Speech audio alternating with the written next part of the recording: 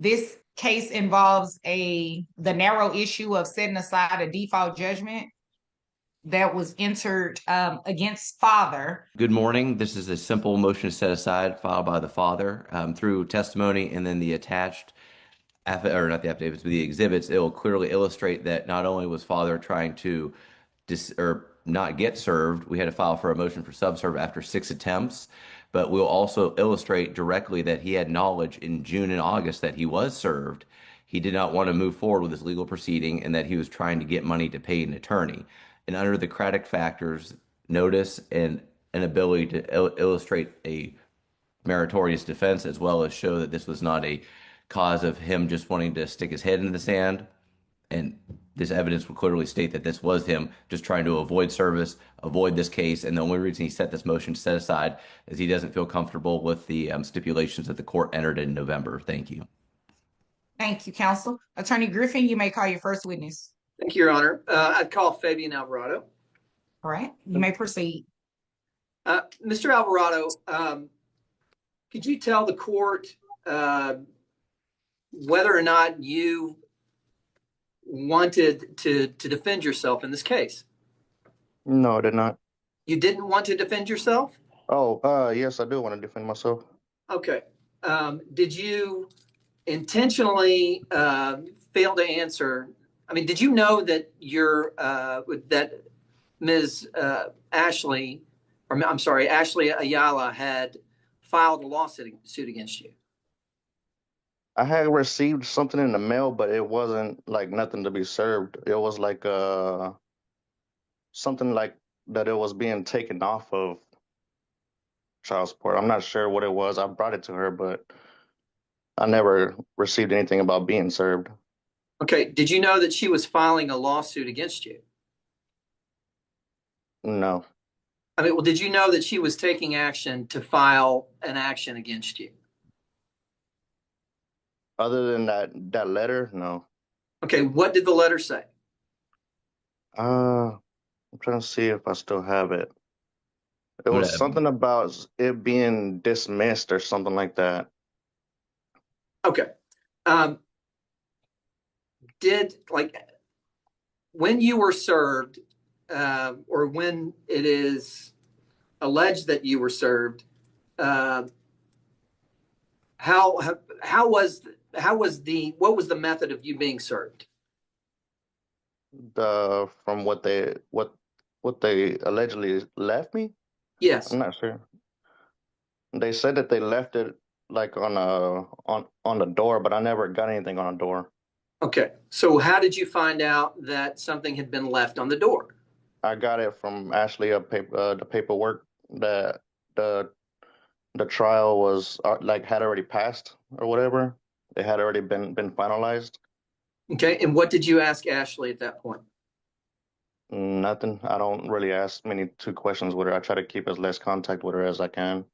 So did you receive the final order that was signed on October 17th? She gave it to me after the trial had already been finalized, yeah. Okay. And did she also give you the motion and the order for substituted service? What is that?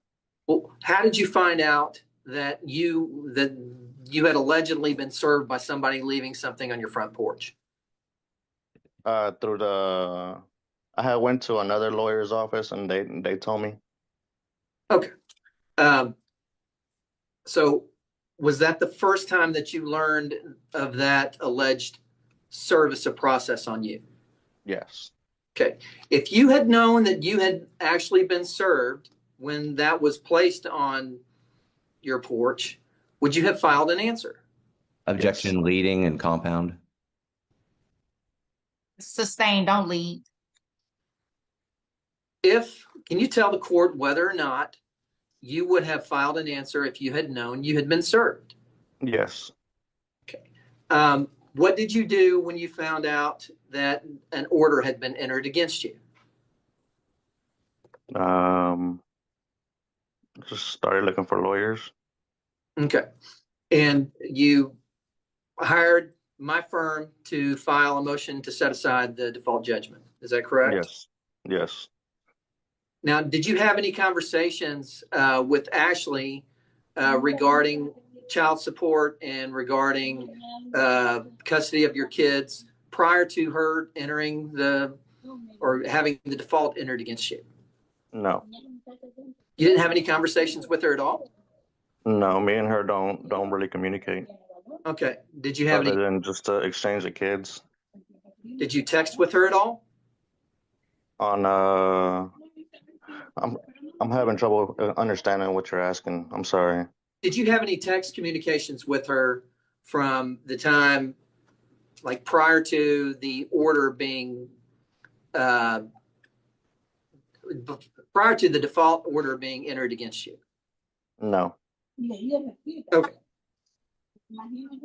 Do you believe that the order that was entered against you is in the best interest of your children?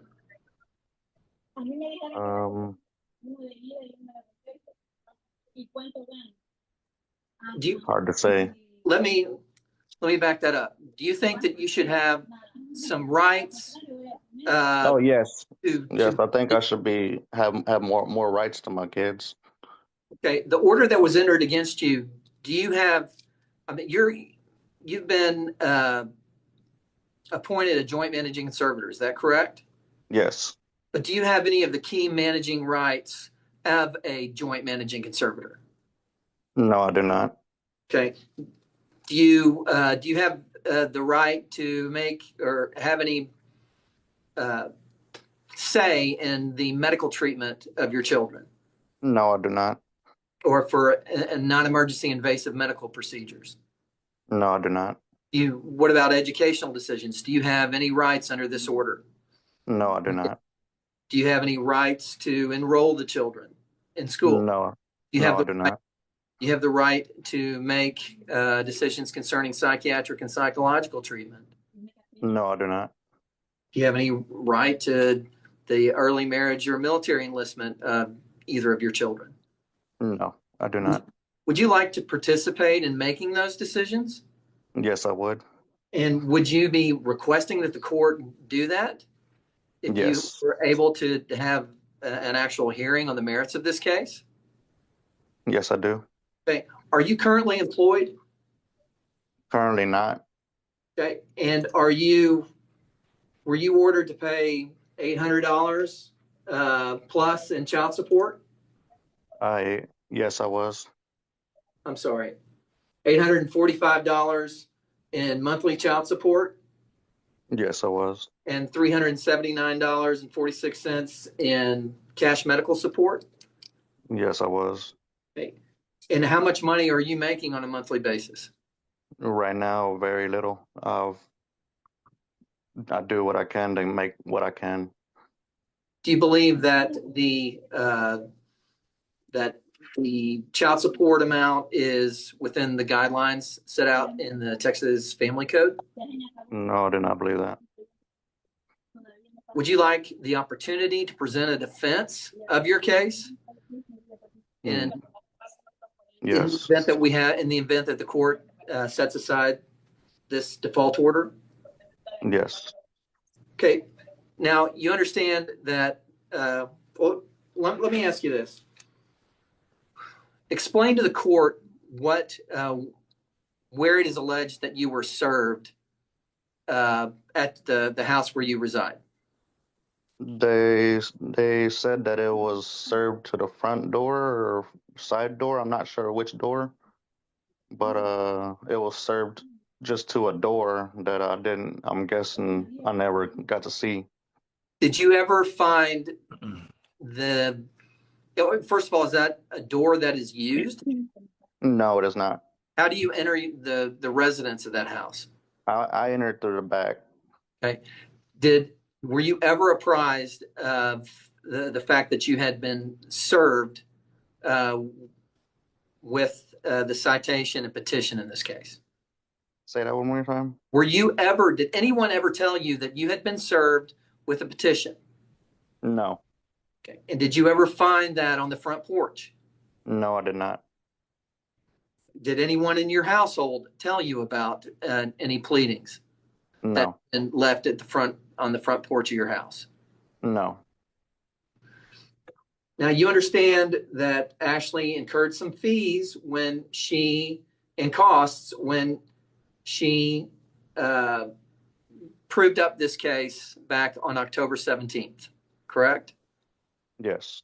And you are offering to pay those in the event that the court will grant this motion. Is that correct? Yes. Okay. Pass a witness. All right. Attorney Pedicini? Thank you, Your Honor. Mr. Alvarado, where do you live at? I currently moved back to my parents' house. And that's the 195 Castle Ridge or Castle Rock? Yes. And when did you move back in with your parents? Probably a few months ago. I can't say when. Let's see. Because I was living with my sister for a little bit. Okay.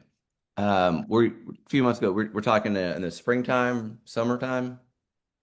Mm, I want to say like mid-October. I moved back here. Okay. And why would anyone answer the door and say that you live there, though? I was only here for whenever my kids were here. Like whenever my kids would come over, I would come and stay here with them when she Oh, would give me my kids for the okay. weekend. So, when was the last time you held a job, sir? Last time I had a job, I used to drive CDL, but it wasn't going good, so I had to find other things to do.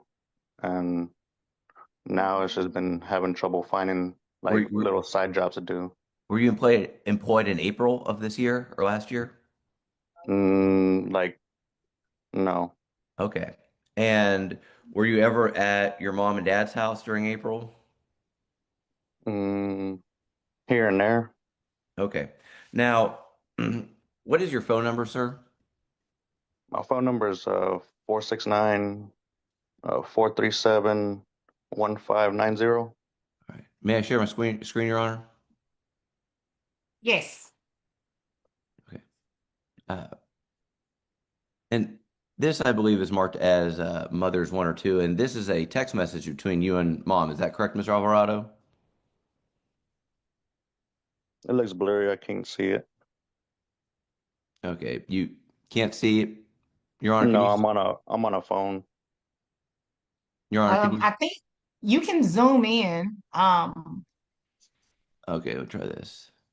Yeah, there you go. Okay. Can you see it now, sir? Yes. Okay. So that's your phone number at top where it says 469-437-1590, correct? Uh-huh. And this is in June of this year, correct? Yes. And you wrote down that, yeah, plus you'll be getting your child support pretty soon, apparently since I already got served. Is that correct? Yes. So you wrote a text message saying that I already got served in June to the mother of the child. Is that an accurate statement of what we're reading right now? No, that's from that letter that I was talking about, the one that I got in the mail. Oh, did you do any kind of research after you got that letter in the mail? No, I don't. We don't. She didn't even know what it was either. Okay. Now, the next email, if I may, can you look at this one again, sir?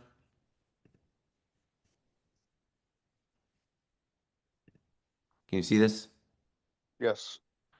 Uh, and then she asked for money and supplies, and then the money is for daycare. Your response for is you use that for whatever you need. You changed that when you decided to do the court way. That's all I can give because I need to pay a lawyer. Is that correct? Yes. And that was in August that you stated that you needed to find a lawyer for a lawsuit, correct? Yes. All right. So you admit directly to the mother that you received some notice of service. Those were your words in June. And then you followed up with another text message saying that you needed to save money to get a lawyer to help pay because you couldn't do this whole child support. Is that correct? I couldn't afford it. So you couldn't afford a lawyer, but you could afford one after you had noticed that you're going to be paying $850 a month of child support. Is that your testimony today? My parents are the ones that are helping me out with a lot of it.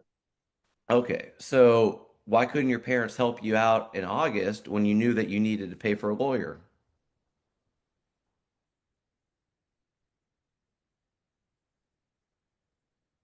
I didn't know in August like that. The only thing I got in the mail was that one letter. I I didn't. understand your testimony, but if we're reviewing the messages between you and the mother, you're stating unequivocally that you got served apparently, and I need to save money for a lawyer. Is that correct? Uh, Argumentative, Your Honor. Sustain. All right. So you understood that you could file an answer without a lawyer. Is that correct? Say that again. You understand that you could represent yourself and file a general denial in this matter, correct? Yes. But you chose not to file an answer. Is that correct? Are you? I don't. I'm not getting this question because the only thing that I knew about was that one letter. You then why did you message the mother of the children in June and August specifically about needing to hire an attorney as well as talking about getting served? Objection repetitive. Asked and answered, Your Honor. He's response. Uh, I'm sorry. Overruled. That was a different question. It was the same question, just asked in a different way. Sir, you may answer the question. And my answer is like the only thing I knew about was the one letter in the mail, and that's what I was going by. Okay. And you never corresponded with the court, sending any letters or emails or even calling the court? No, You never asked for an extension or responded to any kind of court by going to do any research yourself? no, because it wasn't like an appeal. It was like a dismissal thing letter. Okay. Now, did you have any physical ailments or any mental issues over the last 9 months that would prevent you No, from answering? no, Okay. So you weren't physically or mentally incapable of responding to the service done on you, correct? no.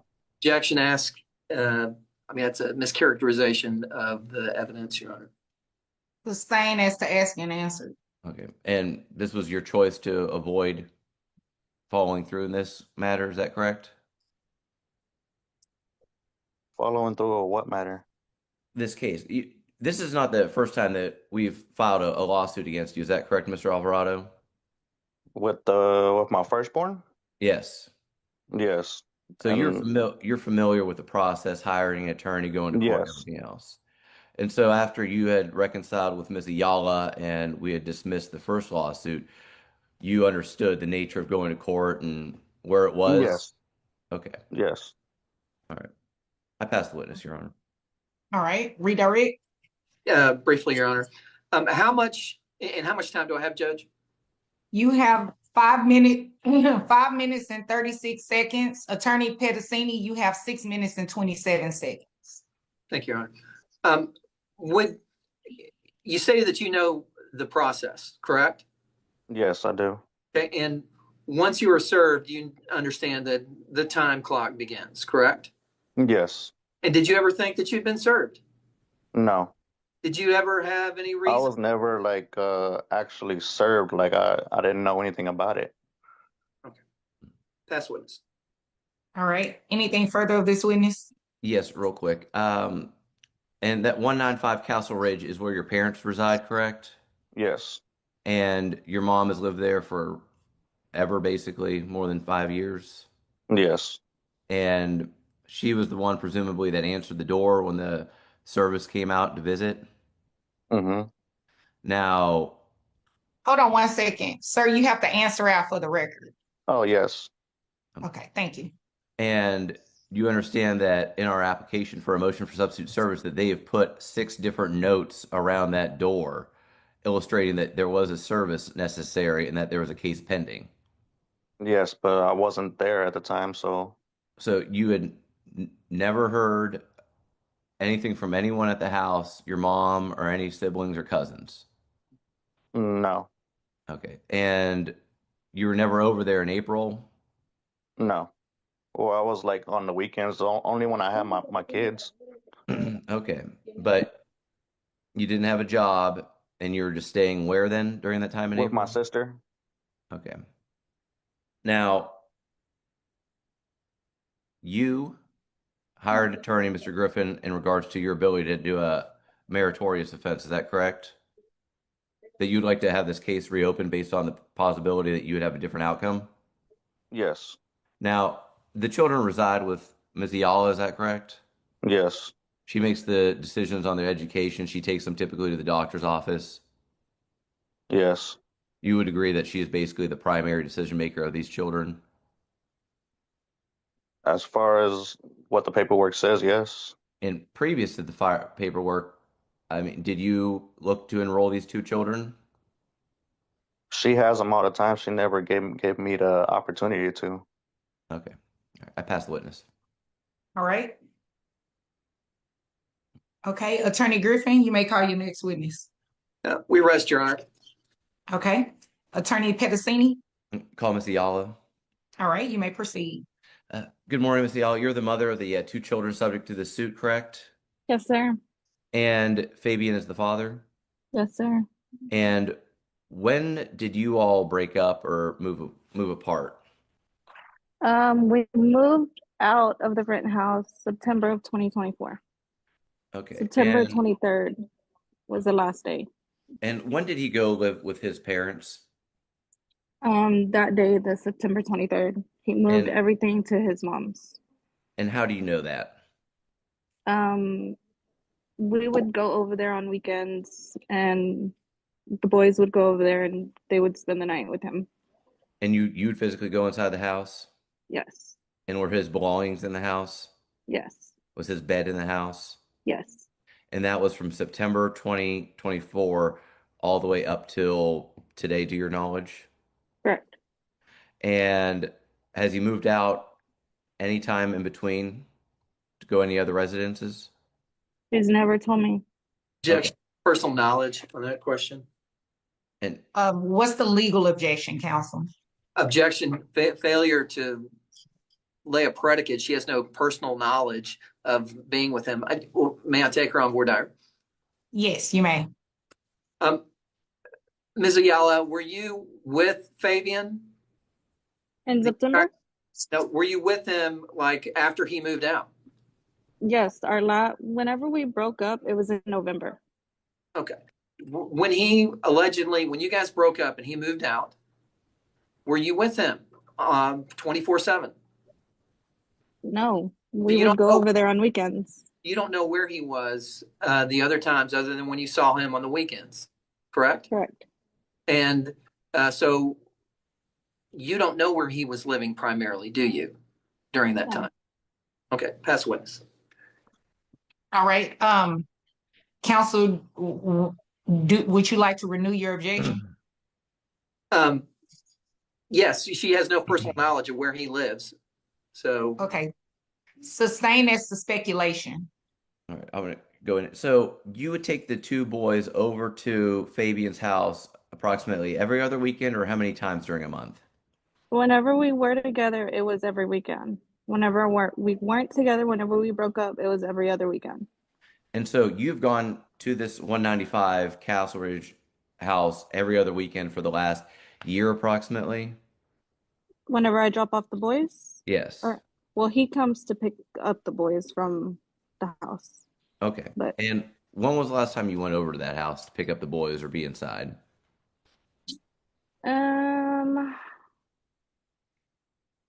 I want to say not too long ago, my son had strep and he took him to the doctor, so I went to go pick him up. Okay. Did you go inside the residence? No, I picked him up from outside. Okay. The last time I was inside the house was maybe the last October of 2024. Okay. Now, you had text message back and forth that we've included exhibits with Fabian, correct? Correct. And those include direct messages that he acknowledged being served and needing money to pay for an attorney. Is that correct? Correct. How has he told you during this pendency of the case before it was resolved in October that he knew that there was a legal case that you had brought against him for child support and custody? I'm sorry, I don't. How did you know, or how did he tell you that he knew that there was a legal case that you had brought up regarding child support and custody? So he knew about it Sunday, October 13th. He stated to me in a text that we will wait until court, everything will be settled. And then January 20th at 5:25, that's when he sent the message saying he had already got served. When did he send the message that he had gotten served? June 20th at 5:25. Okay. And did you talk about this case at all with him in regards of resolving it or having him sign a waiver or anything? No, because we really don't talk. Okay. And did you bring up the child, or did he bring up the cost of the lawyer at the other text message in August? In August, he just stated that he needed to pay a lawyer. And did he say why or what the No. cause was for that text message? He just needed to know, that's all. He just needed to pay a lawyer. And that's when you were asking for child support, correct? Or money to help for the boys? Correct. And do you believe that he had actual knowledge of this lawsuit? Yes. And were there anything other than those two text messages where he specifically talked about the lawsuit that you believe illustrates to the court today that he had knowledge that there was a lawsuit against him? That paper he's talking about, he showed up to the house on April 10th whenever he was picking up the boys, and he asked me, "What is this paper?" It was the motion of dismissal. He said, "What is this paper?" I said, "I don't know." And he said, "Are you putting me on child support?" I said, "Yes." And then after that, he said, "Okay." And he just took off with the boys. Okay. So he was aware of a pending lawsuit, and then he also was aware that he was served, correct? Correct. Objection, speculation. He admitted it No, he didn't. on a text Uh, message. So I'm going to overrule the objection as to speculation. And counsel, you just ran out of time. Attorney All right. Griffin? Thank you, Your Honor. Ms. Ayala, you understand that filing a suit and having knowledge that a lawsuit has been filed and actually being served with that lawsuit are two different things, correct? I'm going to object for a legal conclusion. Sustain, rephrase. Is it possible that Fabian knew that you had filed a lawsuit against him, but that he didn't know that he had actually been legally served with that lawsuit? I'm going to object to speculation and legal conclusion. Sustain is to drawing a legal conclusion. Okay, you don't know whether he knew that he had actually been formally served with that lawsuit, do you? I mean, he knew in text messages. Okay, you heard his explanation that he said that he had gotten a letter and he did not know what that letter was. And that's what he was referring to. He explained that, did he not? Correct. But on June 20th, he Okay. also told me he got served. Sustain after correct. You and he, did you discuss at all the terms of the child custody issues from the time that you filed your lawsuit until the time that you took the default against him? We've talked before that he would get the boys every other weekend. Okay, so you had been discussing settling your case, correct? Correct. And you didn't tell him that you were going to go take a default, did you? He asked if I was going to take him for child support. You didn't say that you were going to go get a default judgment against him on October 17th, did you?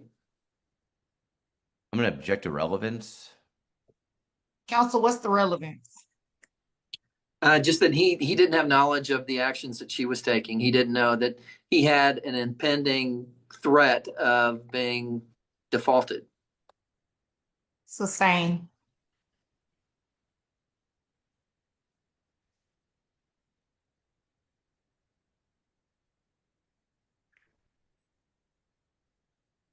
Pass witness. Okay. Attorney Pedicini is out of time. I have a question for Mr. Alvarado. Are you working currently? Right now, no, I've been helping my cousin out with his trash business that he does. When was the last time you were employed? By an actual employee, I'm not sure. I want to say UPS was the last time I was employed How do you pay your bills? with the little money that I get in my parents. All right. I was looking through the exhibits that were sent by you, Attorney Pedicini. It looks like you were giving her money for daycare Yes, as well as child support. yes. Attorney Pedicini, how did you come up with the $845 amount for his child support? My client, during testimony at that hearing, put on direct knowledge of him receiving money directly from being paid out. She said about $1,000 a week is what she remembered when they were last together. And that's what she believed he currently was making at the time that we had finished this suit. And that date I got September 23rd of what year? For the default was in October of last year, but the testimony was just from my client as to talking about money, the way that she'd been paid child support and everything over the last year, that those were the standard figures that she believed that he was still making for child support. Okay.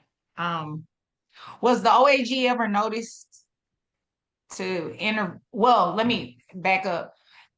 He's paying cash medical, so that means that these children are on government assistance, correct? Yes, and we had sent over to 413 CSD notice of the hearing and everything else, but they didn't. They didn't intervene? No, ma'am. Okay. So what the court is going to do, Attorney Pedicini, how much did you incur on the day that you did the default judgment? For my work for an hour, it would be $350 at the time, and then for the actual subservice and everything else, it'd be another $250, so maybe about $600. All right. So this is what the court is going to do. Because looking at the evidence, his work history and what he's talked about here today, along with the child support amount, that $845 seems excessive based on what's been given her monthly. Because what he's been giving her monthly, from what I saw, child just $180. And then he was also paying daycare, and then he was also paying what do you call it, the extracurricular activities. It still didn't equate to $845. So before the court, because you all are here today, before the court makes that what his child support is going to be moving forward, I think the attorney general needs to intervene, and there needs to be some sort of discovery conducted on his actual net resources. So the court is going to set aside the judgment only for the narrow issue of child support and medical support. Because the cash medical, that even may change. We don't know, because we didn't get the figures directly from the attorney general. And the court thinks that would be in the best interest of the children to see what his child support should actually be. So I am going to set aside the judgment only for the child support. Everything else stays intact. Okay, may I ask just one question, Your Honor? Yes. The joint managing conservatorship is a joint managing conservatorship as it is set out in name only, Correct. which is, I don't believe that if we have a full hearing on that, that would be what the court would order. I would ask that you would open that up to at least allow him a say in the key management rights of a child's life. I mean, well, counsel, in fairness, I haven't heard any evidence from you asking your client any questions to make the court believe that should be changed. I didn't hear anything about who does the primary rearing of the child besides, I mean, really anything. Like, does dad take the kids to school? Has he been tasked with taking them to the doctor's appointments. I didn't get any of that testimony here today. I can only grant, I can only make rulings and grant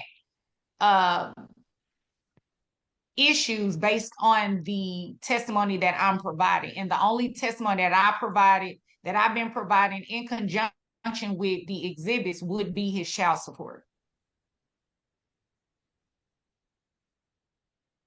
So I have in front of me an order. I'm going to tweak that order, and then I will send that back to you all today.